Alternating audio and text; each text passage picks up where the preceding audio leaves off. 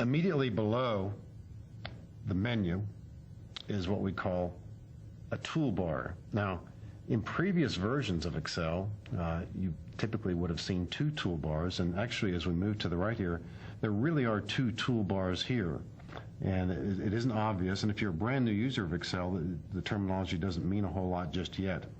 But I'm going to make one change to our display and keep it that way throughout the remainder of the course, and I'll explain it now and perhaps refer to it later. All of the buttons that we see here, and by the way, the terminology is either buttons or tools. Each one of these is a tool or a button. You could define them all by saying each one of them is a shortcut for a menu choice.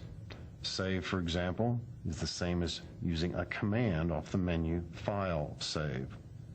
The scissors here, which says cut, is the same as using the command Edit, Cut.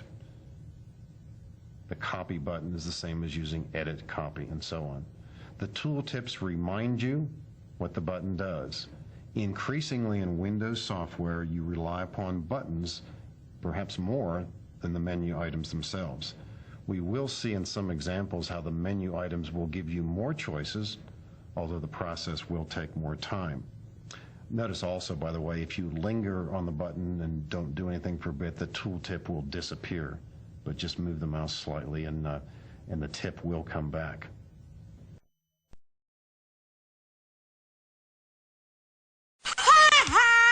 One change that I'm going to make to the worksheet display here is to change the look of the toolbars.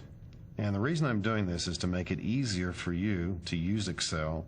I'm also going to adhere to a standard that Excel users are very familiar with, having two toolbars on the screen at all times. In order to change the toolbar display, we're going to click on the View menu at the top of our screen and slide down to Toolbars.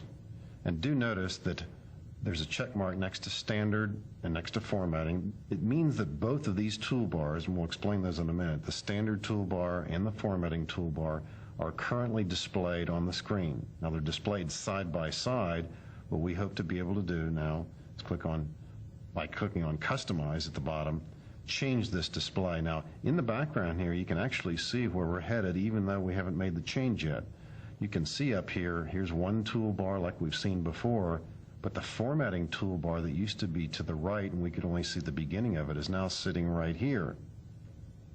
We're going to make this a formal and complete change by unchecking the check mark right in front of Standard and Formatting toolbars share one row. Now, perhaps a little bit later we might look at some of these other options. Large icons we could take a look at right now. Now, as I click on this, keep an eye on the toolbars at the top of the screen. And they are quite large. In fact, that's eating up a large chunk of your screen display space.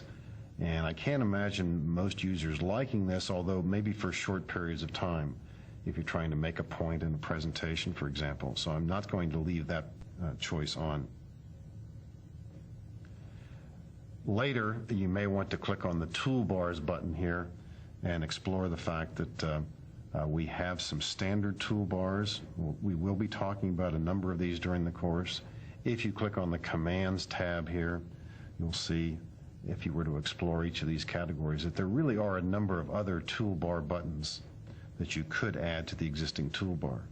These are things that will come later, though, and so initially we're going to move away from this dialog box. And remember, the change that we made here that was significant is that we now want our toolbars displayed not side by side, but on top of each other. So as I click on Close, our toolbar display will stay the way we suggested that we wanted it to be. This is a typical Excel look. The toolbar that we see here is called the Standard toolbar. The one below it is called the Formatting toolbar. Everything in the Formatting toolbar has to do with appearance and not content. These are very useful. They have to do, and it's called the Formatting toolbar, so that's what it means, formats. Below the Formatting toolbar, we see what's called a formula bar, and for the moment this isn't very useful or very meaningful. If you happen to click right here, you will see a red X and a green check. That becomes more pertinent when we actually enter data. Now, even though this is called the formula bar, this will mirror or show us whatever a cell contains. And for example, just stepping away from this for a second, if I click anywhere on the worksheet here and type in anything and hit enter, if I were to click on that cell, I'd see it displayed here. Now, that's not very useful right now, but as we start to use formulas and functions and other kinds of special Excel entries, when we click on a cell, we will see the entry displayed here. And like I said, because it's called the formula bar, often it will contain a formula. So for the moment, I'm going to take out this data just by hitting the delete key.